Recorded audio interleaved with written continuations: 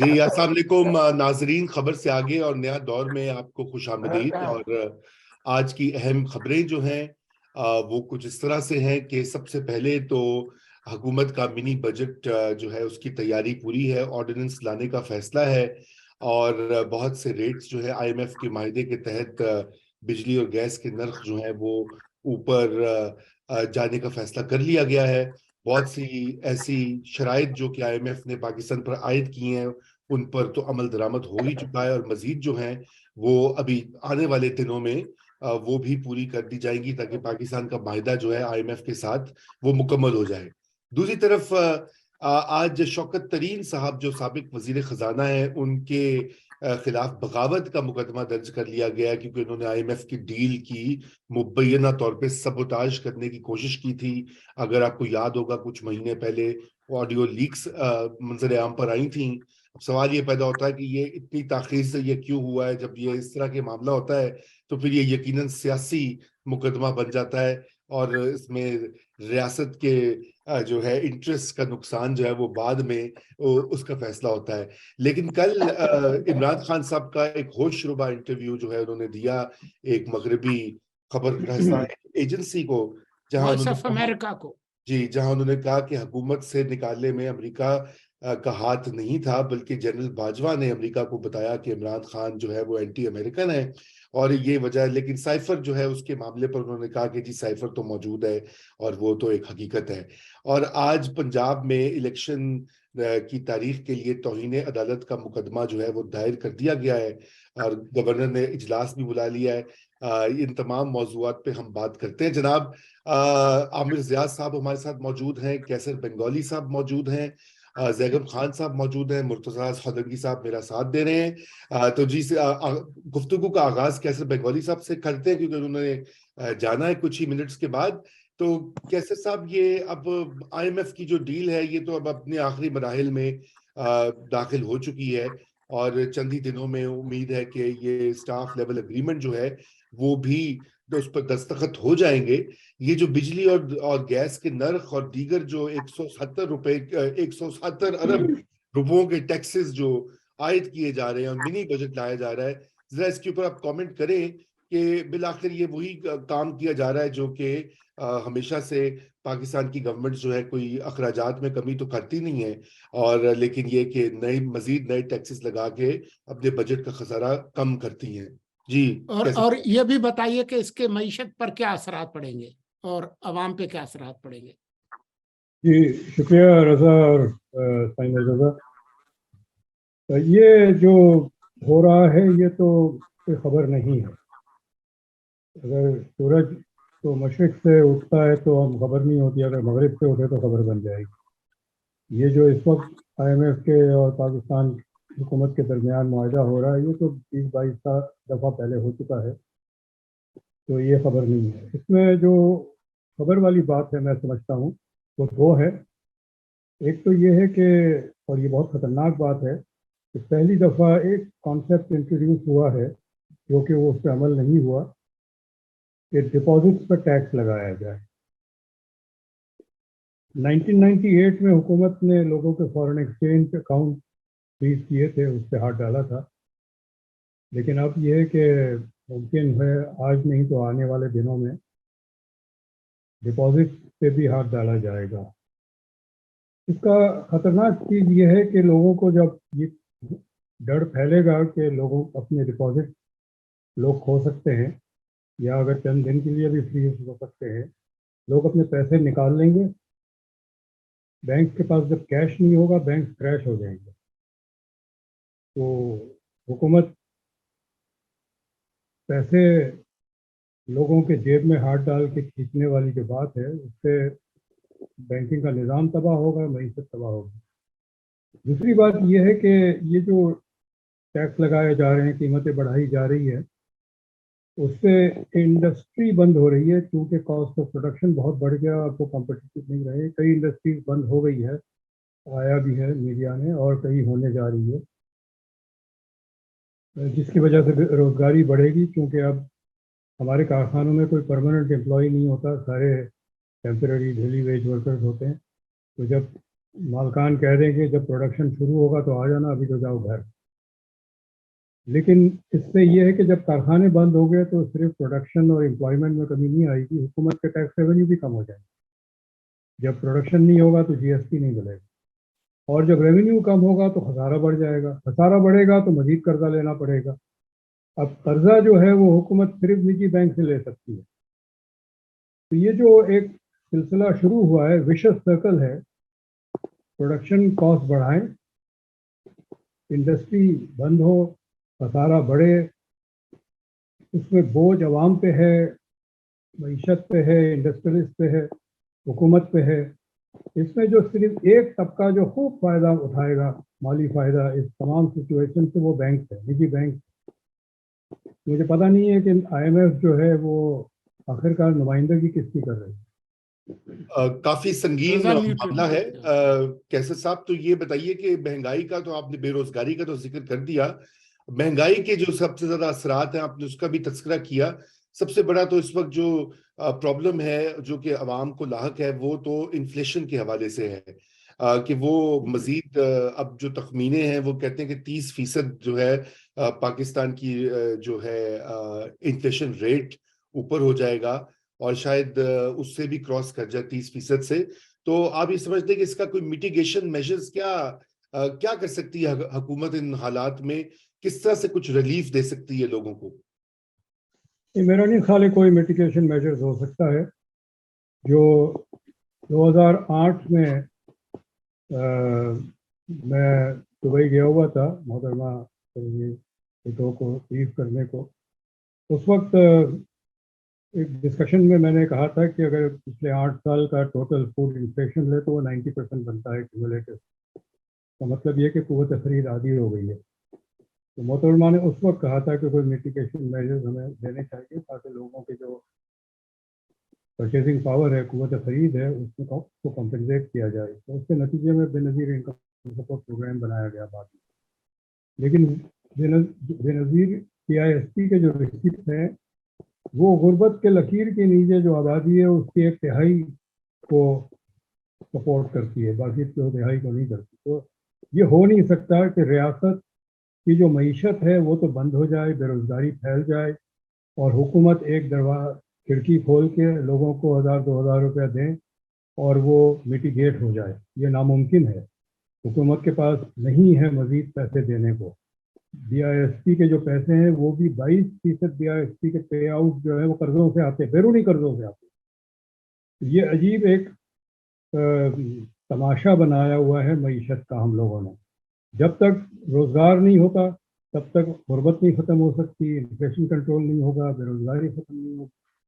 और वो सिर्फ उसी वक्त हो सकता है कि अगर कॉस्ट ऑफ प्रोडक्शन कम हो, इनपुट्स की कीमतें कम हो, इन्फ्लेशन कंट्रोल में रहे, और इसके अलावा और कोई चारा नहीं है। मईशत पटरी से उतर चुकी है, इसको वापस पटरी पे लाना पड़ेगा। मिटिगेशन मेजर इससे कोई नहीं हो। थैंक यू कैसर साहब, बहुत शुक्रिया। और मुझे पता है कि आपको जाना भी है, इसलिए बिल्कुल हम भी चाहते थे कि आपकी राय पहुंच जाए, फिर हम बाकी जो पैनलिस्ट हैं हमारे उनसे गुफ्तगू मजीद करते हैं। जी आमिर भाई, मैं आपसे आगाज करता हूँ। मैं इजाज़त लूँगा। खुदा हाफिज़ जी। Thank you so much. Thank you ji. Ji Aamir Ziyad साहब, ये महंगाई का तूफान जो है और ये जो IMF की डील, अब ये तो कोई चॉइस तो नहीं थी पाकिस्तान के पास, मगर आप इसको अब कैसा देखते हैं कि इसके मुज़मिरात जो हैं वो क्या होंगे? सियासी मुज़मिरात, बेरोजगारी और इन्फ्लेशन का जिक्र किया कैसे बंगाली साहब ने, और बैंकों को जिस तरह से फायदा होगा। थोड़े इसके सियासी जो है मुज़मिरात भी बात करते हैं, फिर उसके बाद मजीद इसके ऊपर गुफ्तगू करते हैं। जी आमिर भाई। जी देखिए, जो कैसर साहब कह रहे थे, मतलब इस हद तक तो बिल्कुल दुरुस्त है कि कहते हैं अनप्रेसिडेंटेड किस्म की हमें माशी बुरान का सामना है और चैलेंजेस का सामना है। लेकिन मैं ये समझता हूँ कि एक बार जैसे कि आपने खुद फरमाया कि IMF की डील के अलावा कोई चाराकार नहीं था हमारे पास, तो वो डील हो जाती है तो उसके बाद कुछ चीजें वाजे हो जाएंगी। ये कम से कम मैं समझता हूँ जो इस बात के उन्होंने इस खतरे का इजहार किया कि बैंकों पे रश हो जाएगा IMF की डील के बाद, उस चीज का मुझे रजा साहब इम्कान नजर नहीं आता। कि फिर एक यकीनन महंगाई बढ़ेगी, हमारे यहाँ बहुत हुकूमत को सख्त फैसले करने पड़ेंगे, अवाम की जिंदगी जीरन हो जाएगी। लेकिन कम से कम एक चीज होगी कि मतलब एक राह का तयन हो जाएगा, और अगर हुकूमत उस राह पे चलती है, ज़ाहिर उसमें गैर मकबूल भी होगी, उनको ऐसे फैसले करने पड़ेंगे कि जिसपे और ज्यादा एक कहते हैं ना कि जो ऑपोजिशन उस पर शोर मचाती रहे। लेकिन बैंकों पे कम से कम मैं नहीं समझता कि कहते हैं ना कि लोग अपने पैसे निकलवाने के लिए विड्रॉल्स के लिए जाएं, और हुकूमत का भी काम ये है कि वो कोशिश करे कि किसी तरह ये जो लोग इस तरह की स्पेकुलेशन कर रहे हैं कि जी बैंकों पे लूट मच जाएगी और आपके अकाउंट फ्रीज हो जाएंगे, इस चीज को वो इन अंदेशों का खात्मा करने के लिए भरपूर तरीके से स्टेट बैंक ऑफ पाकिस्तान और फाइनेंस मिनिस्ट्री जो है इतमाद लोगों का बहाल करने के लिए बयानात दे, ताकि लोगों में ये जो तशवीश है ये खत्म हो जाए। हाँ, अब जब IMF का प्रोग्राम पे आपको अमल करना है, उसमें जाहिर है कि हमें पता है कि जब से साहबदार साहब आए इन्होंने चीजों को उस तरह से मैनेज नहीं किया। मिफ्ता इस्माइल साहब ने सब फैसले किए थे और फिर वो लग रहा था कि चीजें जो है तर्ज पे चलेंगी, लेकिन जाहिर है कि जो भी इनका अंदाज है कि जी रुपये को मुस्लिम तौर पर प्रॉप अप करके इन्होंने रखा और IMF के साथ जो शराइत थी उसके ऊपर अमल दरामद नहीं कर रहे थे साहबदार साहब, उसकी वजह से हालात बहुत पेचीदा हो गए। और गालिबन अगर वो अमल करते और वो जो एक करेक्टिव मेजर्स लेने शुरू किए थे मुफ्ता के जमाने में, उन पे अगर अमल दरामद रहता तो गालिबन हमारा रुपये इतना ज्यादा कमजोर ना होता, और गालिबन जो अब आपको नाक रगड़ के शराइत मारनी पड़ी है तो उसमें कुछ आपकी इज्जत रह जाती। तो यहाँ पर 100 प्याज भी खाएं और 100 जूते भी खाएं। तो यहाँ पर मैं समझता हूँ कि ये बहुत तनकीद बनती है जो डार साहब ने चॉइसेस ली हैं, और बड़ी हैरत अंगेज बात है कि नून लीग की जो क्यादत है उसी तरह उनका दिफा कर रही है, और जबकि आपके पास मतलब विद इन द पार्टी ये बात आ रही है, शायद खाकान ने इस बात पे बात की और मिफ्ता साहब तो कर ही रहे हैं कि जनाब जो वीकनेसेस थी फ्लॉज थे इनके फैसला साजी के, अब गोइंग फॉरवर्ड रजा ये बिल्कुल हमें समझ में आता है कि हालात बहुत सख्त होंगे, गंभीर होंगे। हमारे यहाँ मुल्क में पहली पोलिटिकल इंस्टेबिलिटी है, उस पर से महंगाई जो जनवरी में 27.6% रिकॉर्ड की गई, अंदेशा ये है जो कि डॉक्टर फीस पाशा की स्टडी है तो 35% से 45%, उन्होंने 35% की बात की है, लेकिन बाद इकोनॉमिस्ट कहते हैं कि 45% तक जा सकती है। और बाद ये भी खर्चा कर रहे हैं कि खुदा ना खास्ता हम हाइपर इन्फ्लेशन के दौर में दाखिल हो सकते हैं। जब इन्फ्लेशन बढ़ रही है, लोगों की कुव्वत खरीद कम हो रही है, लोग बेरोजगार हो रहे हैं, हमारे यहाँ बिजनेसेस बंद हो रहे हैं या वो अपना वर्किंग आवर्स को कम कर रहे हैं, शिफ्ट कम कर रही है फैक्ट्रीज, तो एक बहुत ज्यादा इसका एक मैं समझता हूँ कि वो वाला कहते हैं ना कि समाजी तौर पे हमारी यहाँ बड़ी अपहीवल आएगी। और क्योंकि हमारी सियासत पहले से सेटल्ड नहीं है तो उसमें ये हुकूमत के लिए नहीं मुल्क के लिए एक बड़ा एक कहते हैं चैलेंजिंग सूरत हाल होगी। और इससे कैसे निकलते हैं, ज़ाहिर है हम जैसे लोग ये समझते हैं कि पहला शर्त ये होती है कि मुल्क में जो पॉलिटिकल स्टेबिलिटी जब तक आप बहाल नहीं करेंगे और जब तक आप एक राह का तयन नहीं करेंगे इलेक्शन होने हैं नहीं होने हैं, भाई अगर नहीं करने तो आप में फिर इस बात का दम होना चाहिए कि आप मतलब है कि कह दें कि जी हम नहीं करा रहे और उसके जो मजमरात हैं उसको भी फेस करने के लिए तैयार हों, जो मुझे नहीं लगता कि एक उसमें कहते हैं ना वेवर कर रही है गवर्नमेंट बहुत ज्यादा। तो एक बार जब तक हम लोग पोलिटिकली सेटलमेंट की तरफ नहीं जाते, हम दो महाजों पे नाकाम रहेंगे, वो एक माशी महाज है और दूसरा दहशतगर्दी के खिलाफ लड़ाई का महाज है। तो ये तीन अगर हमारे सामने फ्रंट्स हैं, उसमें पोलिटिकल फ्रंट को ठीक करना सबसे आसान है, वो एक बार ठीक हो जाएगा तो बाकी दो फ्रंट्स के ऊपर भी कुछ कारकर्दगी दिखा सकेंगे। जी बहुत शुक्रिया।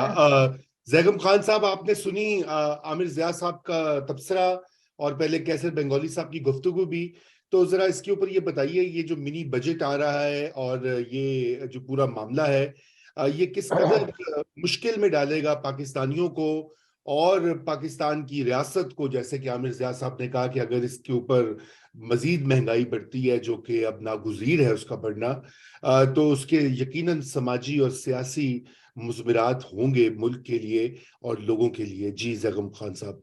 हमें इस वक्त तक जो बात मालूम है, जो इन्फॉर्मेशन मौजूद है और वो वाज़ेह स्टैटिस्टिक्स हैं, उससे ये लगता है कि अभी मुश्किलात का दौर शुरू हो रहा है। ये IMF का प्रोग्राम हमारी मुश्किलात को ख़त्म नहीं करेगा और ना ही ये ऐसा प्रोग्राम है जो जून में ख़त्म होगा तो हम इससे बाहर आ जाएंगे। ये एक बहुत बड़ा बहरान है जो अभी शुरू हुआ है और कम से कम 4 साल तक हमें इस बहरान को भुगतना होगा। गुज़श्ता 7 साल में जिस तरीके से कर्जे लिए गए, वैसे तो 20-30 साल में जिस तरीके से मिसमैनेज की गई इकानमी, लेकिन इस 7 साल में जिस तरीके से माशरे मईशत को मिसमैनेज किया गया, लोन्स लिए गए, फिर अभी जब से ये एक नया क्राइसिस शुरू हुआ 2018 से, ये क्राइसिस जो पिछली हुकूमत छोड़ कर गई, उसको जो मैनेज किया गया मिसमैनेज किया गया इन 4 साल के अंदर। आमिर ज़िया साहब ने बिल्कुल ठीक बात की कि 100 जूते खाए और 100 प्याज खाए। ہم نے 100 جوتے نہیں کھائے, ہم نے 300 جوتے کھائے, اور 100 پیاز نہیں کھائے, 300 پیاز کھائے. اور ابھی ایک ہم فائنانس منسٹر کو گرفتار کرنے جا رہے ہیں, لیکن غلط وجہ پہ گرفتار کرنے جا رہے ہیں. کہا یہ جا رہا ہے کہ انہوں نے ابھی وہ جو فون کال ہے اس وقت انہوں نے IMF کے پروگرام کو خراب کرنے کی کوشش کی. نہیں, انہوں نے IMF کا پروگرام اس وقت خراب کیا جب وہ فائنانس منسٹر تھے. 7واں اور 8واں ریویو انہوں نے 10 مہینے تک روکے رکھا. مجرمانہ طور پر پاکستان کی انہوں نے ایکسپینشنری پالیسی بنائی. وہ گروتھ ریٹ جو ہم افورڈ نہیں کر سکتے تھے اس کو وہاں پر لے کر گئے 6% پر, جس سے آپ کا کرنٹ اکاؤنٹ ڈیفیسٹ $18 بلین سے اوپر چلا گیا. وہ 5,000 ارب روپے کا بجٹ کا خسارہ چھوڑ کر گئے. پاکستان کو وہ بہت بڑی مصیبت میں ڈال کے گئے. ان کو اس پر گرفتار ہونا چاہیے. اس سے پہلے اسد عمر کو ہونا چاہیے, اور اس کے بعد اسحاق ڈار کو ہونا چاہیے. وہی کچھ اسد عمر نے کیا تھا. اسد عمر نے پروگرام میں جانے سے انکار کیا. عمران خان کو کہا کہ جاؤ بھیک مانگ کے ساری دنیا سے لے آؤ, اس سے ہم کام چلا رہیں گے, ہمیں IMF کے پاس نہیں جانا پڑے گا. یہ سلوشن تھا ہی نہیں. IMF کے پاس جائے بغیر کوئی طریقہ نہیں تھا. اور IMF کے جو اس کی کنڈیشنلٹیز ہیں, جو شرائط ہیں, وہ اس وقت مانے بغیر ہماری معیشت بہتری کی طرف نہیں جا سکتی تھی. ہم نے قرض بھی بڑھا لیا, ریفارمز نہیں کی, مصیبت میں پڑ گئے. پھر حفیظ شیخ نے کچھ معاملات ٹھیک کیے.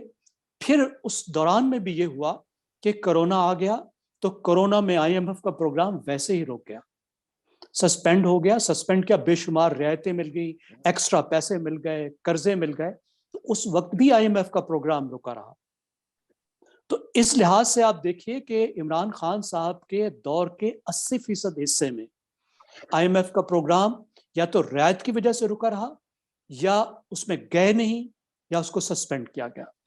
اسحاق ڈار صاحب کا جو معاملہ ہے وہ میرے خیال میں کسی طرح ان 2 فائنانس منسٹر سے کم نہیں ہے.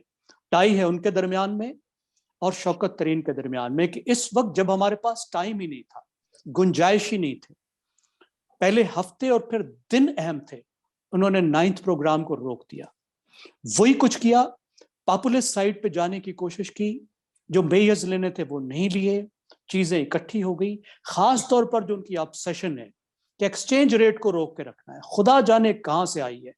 ایسے جگاڑ لگانے کی کوشش کرتے ہیں کہ لگتا ہے کہ ان کو کوئی اکنامکس کی سمجھ ہی نہیں ہے. دنیا کا کوئی اکانومسٹ مطلب اس بات کے ساتھ اتفاق نہیں کر سکتا جو ڈار صاحب کہہ رہے تھے.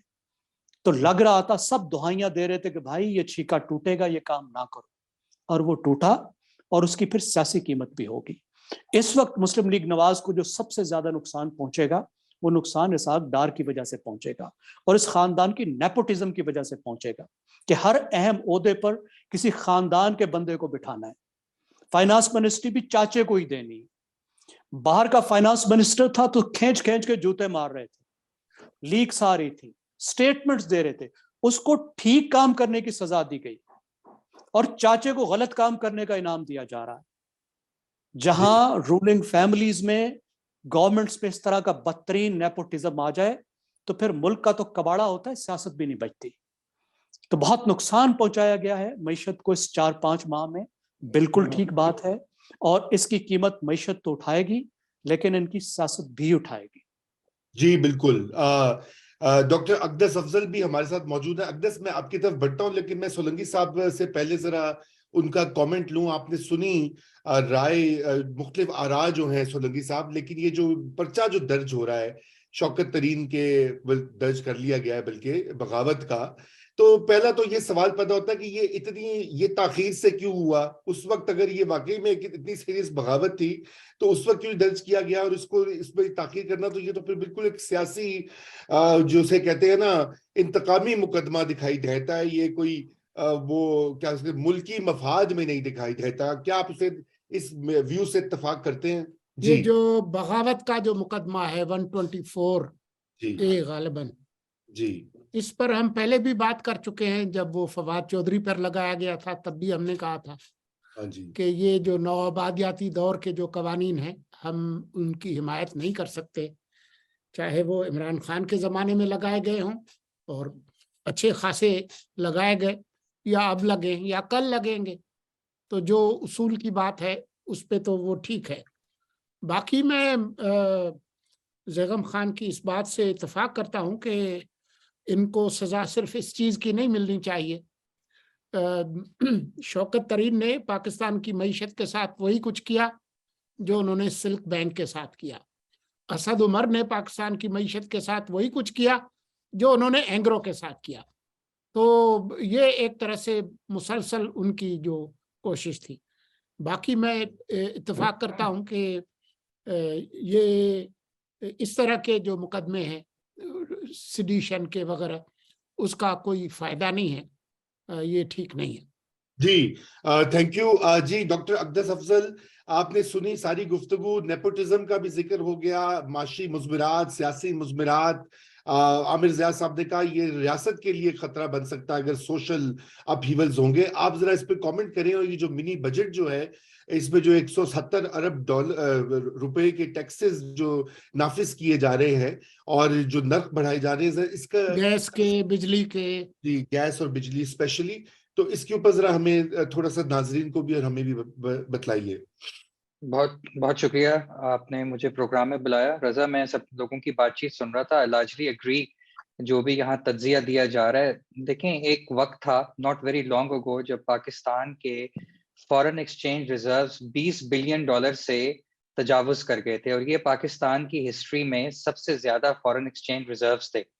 और वहां से फिर एक ऐसा मैं कहूँगा कि एक चेन ऑफ इवेंट्स शुरू हुआ है जो बेसिकली शुरू हुआ है पॉलिटिकल क्राइसिस की वजह से जो पाकिस्तान के अंदर आया। और वहां से फिर जो हमारी तवज्जो थी ऑन द इकोनॉमी वो बिल्कुल सेकेंडरी हो गई, और होते होते होते होते अब हम इस नहज पर आ गए हैं कि अभी कुछ दिन पहले बहुत ही स्ट्रिक्ट कंडीशनैलिटीज हमारे सामने IMF की जानिब से रखी गई हैं, और वो स्टाफ लेवल एग्रीमेंट किए बगैर, बल्कि मेरा तो ख्याल है कि शायद वो मेमोरेंडम ऑफ इकोनॉमिक और फाइनेंशियल पॉलिसीज दिए बगैर जा रहे थे।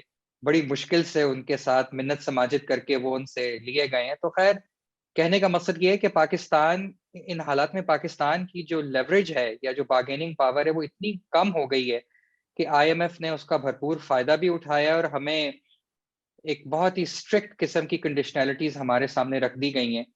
इस तमाम सिचुएशन में मुझे ये लगता है कि पाकिस्तान के पास जो पॉलिसी ऑप्शंस हैं वो बहुत ही महदूद हैं इस वक्त, और हमारे पास ऐसा कोई पॉलिसी ऑप्शंस नहीं है मां सिवाय इसके कि जो भी हमें बातें कही गई हैं IMF की तरफ से उनको हम इन लेटर एंड स्पिरिट उनको इम्प्लीमेंट करें। और उसकी वजह से आपने देखा है कि हुकूमत वक्त ने यह फैसला किया है कि एक मिनी बजट को लेकर के आ रहे हैं 170 अरब रुपए का, जिसके अंदर बिजली के नर्क बढ़ेंगे, गैस के नर्क बढ़ेंगे।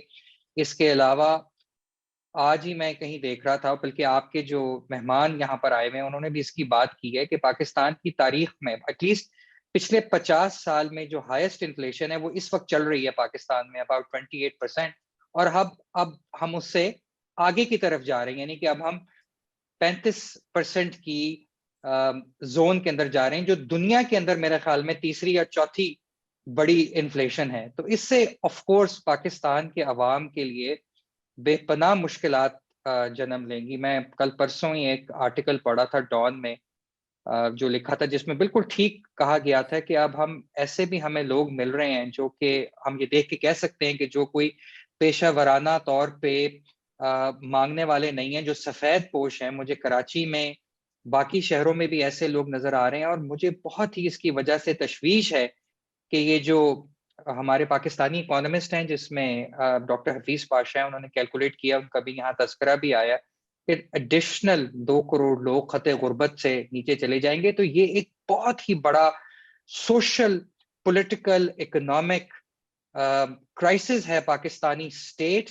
Pakistani political leadership, Pakistani citizens और तमाम स्टेक होल्डर्स के लिए। और मेरा ख्याल है कि इसको बहुत ही सीरियस अंदाज में इसको अप्रोच करने की जरूरत है, क्योंकि अब ये नहीं, एक मगर तरह का अक़दस ये बताओ क्या करे गवर्नमेंट? बात ये है कि अगर वो नहीं ये डील करते तो डॉलर्स नहीं होंगे अदायगियां नहीं, मैं ये बिल्कुल जी मैं बिल्कुल ये मैं ये बिल्कुल कह रहा हूँ कि हमारे पास कोई चारा नहीं है। हमें हमें इस वक्त बेसिकली क्या करना है कि जो हमारा सबसे जो वल्नरेबल तबका है, जो बेनजीर इनकम सपोर्ट प्रोग्राम के क्लाइंट्स हैं, हमें उसको, आपने देखा होगा कि अभी जो IMF से बात हुई है उसमें 40 अरब रुपए बढ़ा दिए गए हैं बेनजीर इनकम सपोर्ट प्रोग्राम के लिए, लेकिन हमें किसी ना किसी तरह से रिसोर्सेज फाइंड करने हैं अपने वल्नरेबल तबकात के लिए।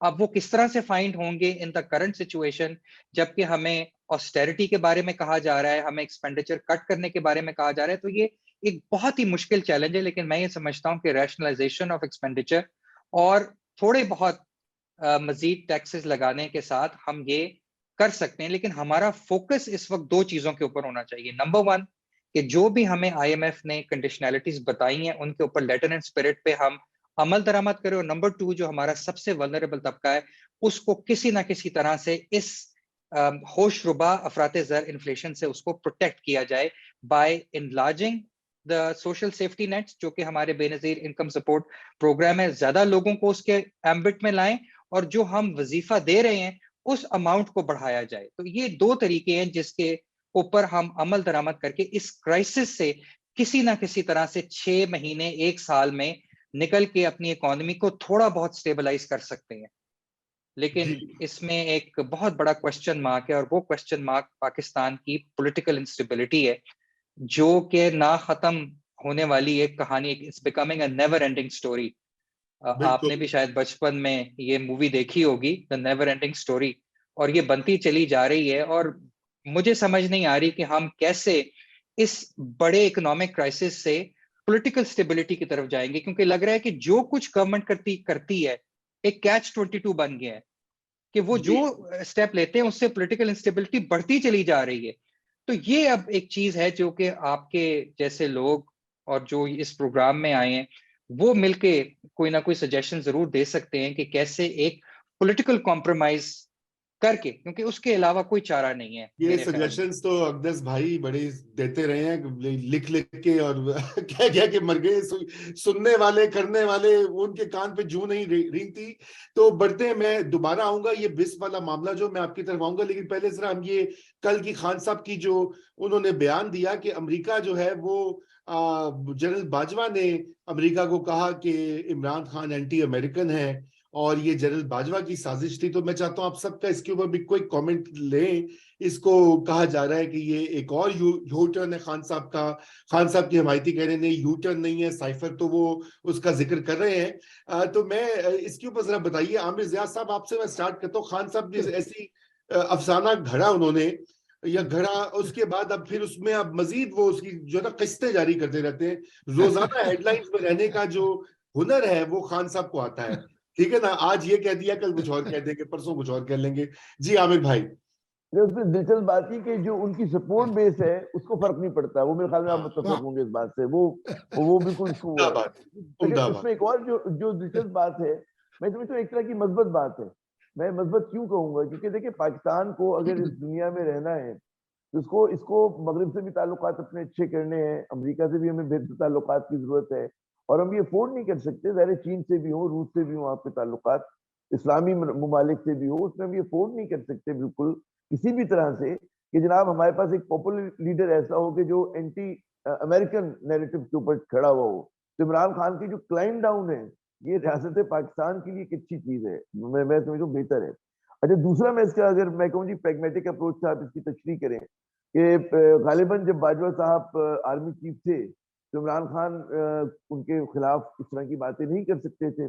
अब जब बाजवा साहब अपनी कुर्सी से उतर गए हैं तो आप ये देखें कि बाजवा साहब ने जिन पर एहसान किया जाते जाते, यानी कि शरीफ खानदान, वो भी उनको तनकीद कर रहा है, ठीक है ना। इमरान खान का भी दिल घायल है, वो भी तनकीद कर रहे हैं। तो बाजवा साहब पे जो मैं एक दो प्रोग्राम में पहले भी कह चुका हूँ कि ना खुदा ही मिला ना विसाल सनम, ना इधर के रहे ना उधर के रहे, तो सब वो उस सूरत हाल में है बाजवा साहब के।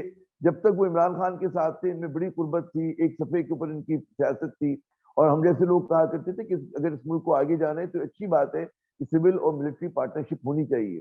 लेकिन जब वो पार्टनरशिप टूट गई और उसके बाद बाजवा साहब ने जनाब शरीफ खानदान को नवाजा, बहुत ज्यादा नवाजा, तो उसके बाद देखें कि शरीफ खानदान भी उनके साथ खड़ा नहीं हुआ, क्योंकि जो ज़ाहिर है कि एक दुख झेले हैं शरीफ खानदान ने बकौल उनके कि जी फौज के साथ उनका फिक्शन रहा है आसिफ नवाज साहब के ज़माने से लेके मुशर्रफ साहब के ज़माने तक, उसके बाद जाहिर शरीफ हो गए, जो भी आया। حتیٰ کہ باجوہ صاحب سے بھی, تو وہ ظاہر ہے کہ وہ اس پیرائے میں چیزوں کو دیکھتے ہیں. تو لیکن اس کے بالباب یہی ہوا کہ ٹھیک ہے عمران خان نے یہ بات کہا, اور اب وہ جو ہے اس کو مزید ایکسپلین کریں کہ جی امریکہ سے اگر کوئی سازش ہوئی تو سازش کے سرے اور ڈانڈے جو ہیں وہ پاکستان سے ملتے ہیں, اس پہ ہم کیا تبصرہ کریں.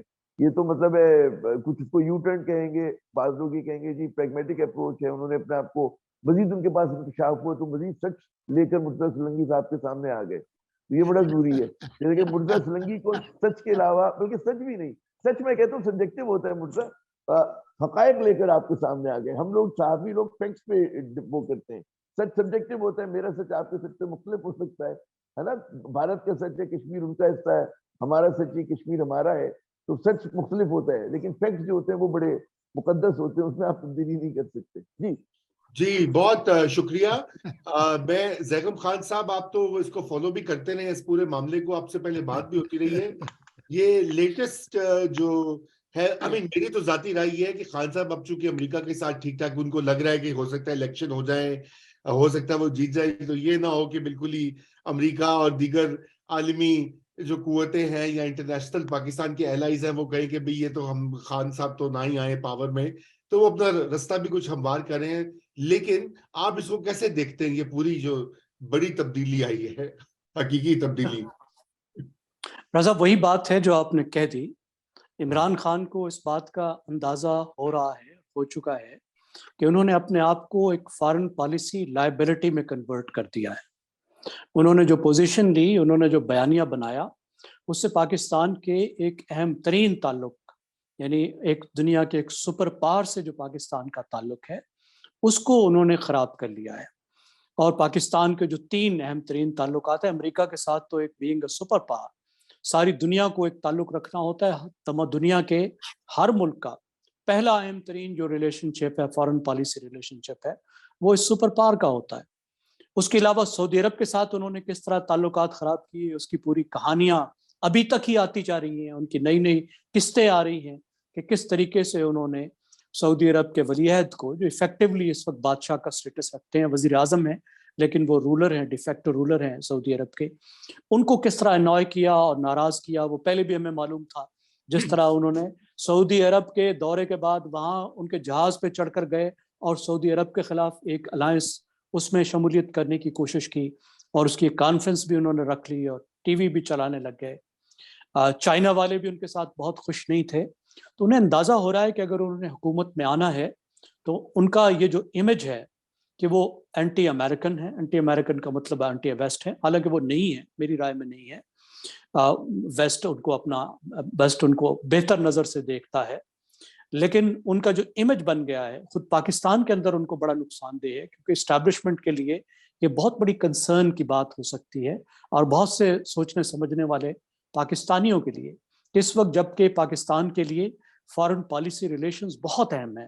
ہماری معیشت کے جو حالات ہیں اس میں ایک تعلق ہمارے لیے بہت اہم ہے, تو وہ اس کو دوبارہ سے ٹھیک کرنے کی کوشش کر رہے ہیں. سیاسی طور پر ان کو کوئی زیادہ فرق نہیں پڑے گا, مطلب ان کے جو ساتھی ہیں, ان کے جو فالوورز ہیں, ان کو ہیوملیٹ تو ہونا پڑ رہا ہے دوسرے لوگوں کے ہاتھوں میں, اور انہیں عجیب و غریب اس کی وضاحتیں تو دینی پڑ رہی ہیں. لیکن جس طریقے سے انہوں نے ان کی جو بیس ہے ان کو موبلائز کر کے رکھا ہے, اور جس طریقے سے وہ ان پہ اندھا یقین رکھتی ہے, وہ تو ان سے نہیں ہٹے گی. لیکن بہت ہی افسوسناک بات ہے کہ پاکستان کی ایک بڑی, سب سے بڑی یا دوسری بڑی پارٹی کا لیڈر اپنے سیاسی مقاصد کے لیے, نیرو پولیٹیکل انٹرسٹ کے لیے پاکستان کی خارجہ پالیسی کو اتنی بے رحمی سے داؤ دے لگائے. یہ کسی بھی پاکستانی رہنما کو نہیں کرنا چاہیے کہ آپ قومی مفادات کو اپنے ذاتی اور اپنی سیاسی مفادات کے لیے داؤ پر لگائیں. بہت اچھی بات آپ نے کہی, لیکن مجھے ایک جواب یاد آ رہا ہے کہ ہم کوئی غلام ہیں زیغم خان صاحب.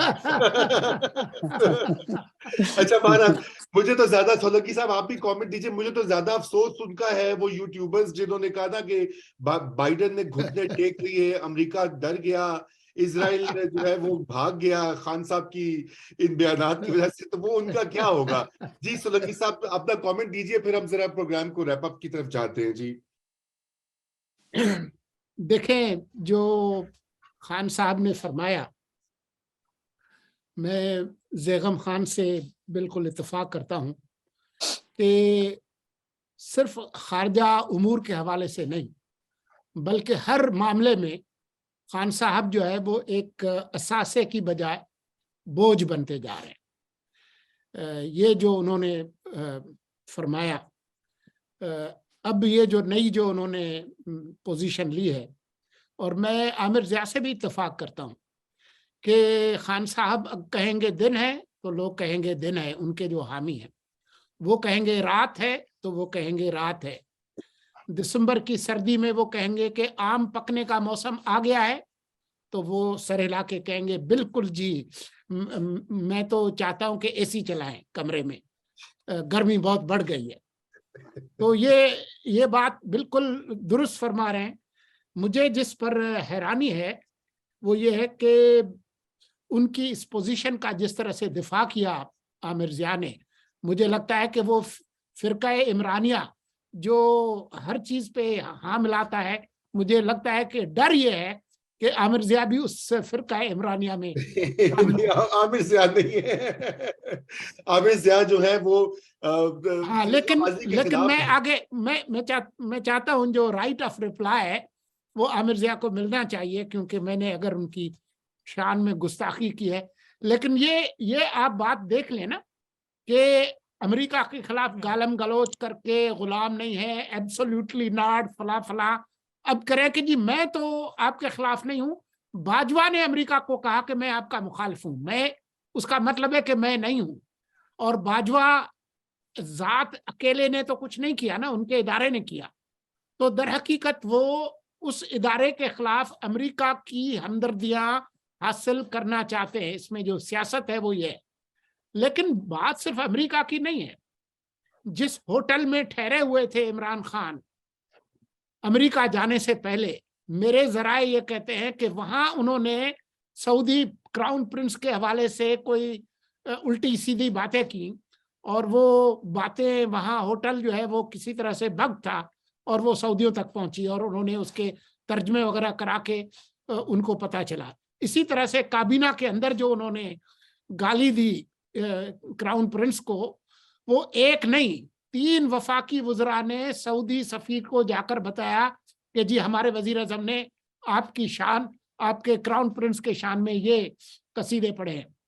اسی طرح کی باتیں چائنا کے حوالے سے بھی ہوں گی. شاہ محمود قریشی بیٹھ کے جو ہے یو اے ای والوں کو جس طرح سے تڑی لگا رہے تھے جب وہ فارن منسٹرز نہیں آئے کشمیر کے.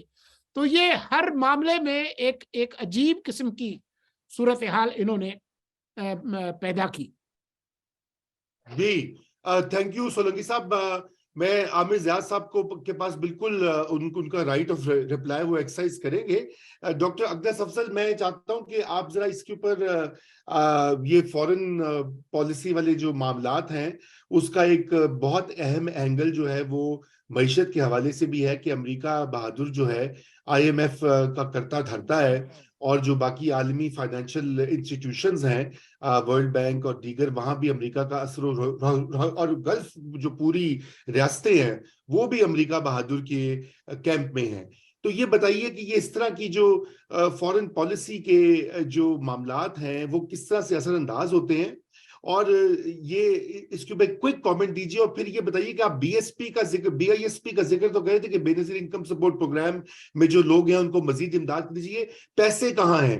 پیسے تو ہے نہیں حکومت پاکستان سے، وہ نکالیں گے کہاں سے؟ یہاں تو نوٹ چھاپیں گے یا وہ اور کیونکہ اخراجات تو کم ہو نہیں رہے.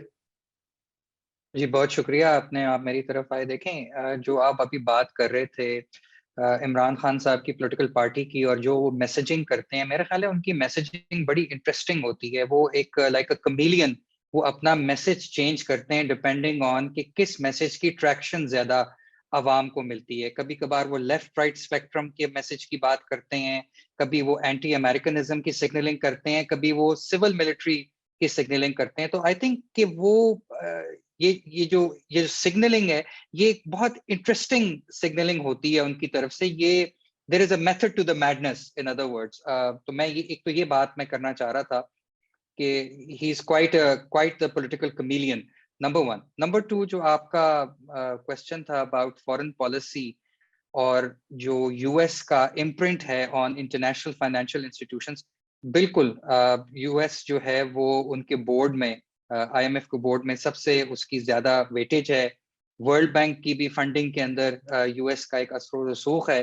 تو میرا خیال ہے کہ اگر پاکستان کے جو اکنامک اس وقت حالات چل رہے ہیں اس میں بالکل ایڈوائزبل نہیں ہوگا کسی قسم کی پوزیشن اس قسم کی لینا جو کہ خام خواہ میں پاکستان کو پٹ کرے اگینسٹ یونائٹڈ اسٹیٹس کے جو فارن پالیسی کے آبجیکٹیوز ہیں. میں سمجھتا ہوں کہ بالکل اس کی کوئی ضرورت نہیں ہوگی، کیونکہ ہمیں انٹرنیشنل فائنینشیل انسٹیٹیوشنز کی بہت زیادہ ضرورت ہے اپنی اکنامک اسٹیبلائزیشن کے لیے. اور فائنلی جو آپ کا کوشچن تھا بے نظیر انکم سپورٹ پروگرام کے بارے میں، آپ نے کہا کہ اس کے پیسے ہمارے پاس موجود نہیں ہیں.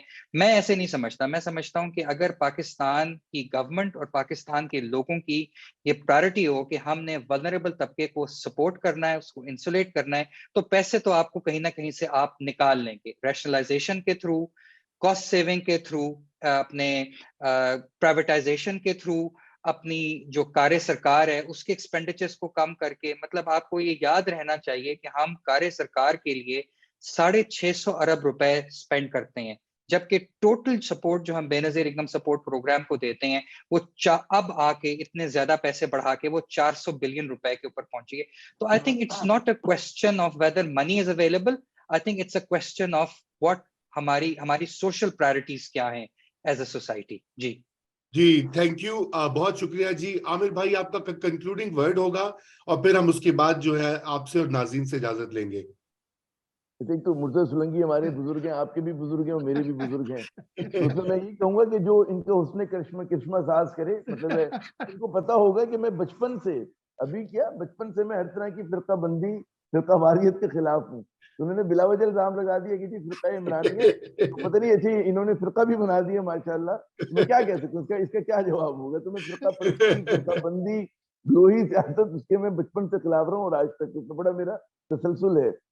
بات یہ کہ وہ ہمارے بہت سارے دوست ہیں کہ جو عمران خان سے کچھ کی محبت ہے، جس میں مرتضی سولنگی بھی شامل ہیں، کہ اگر کوئی ان کے حوالے سے غیر جانبدارانہ بات ہو یا ان پہ حملہ نہ کیا جائے یا تنقید نہ کی جائے، اس کو ہی سمجھتے ہیں کہ آپ ان کی تعریف کر رہے ہیں.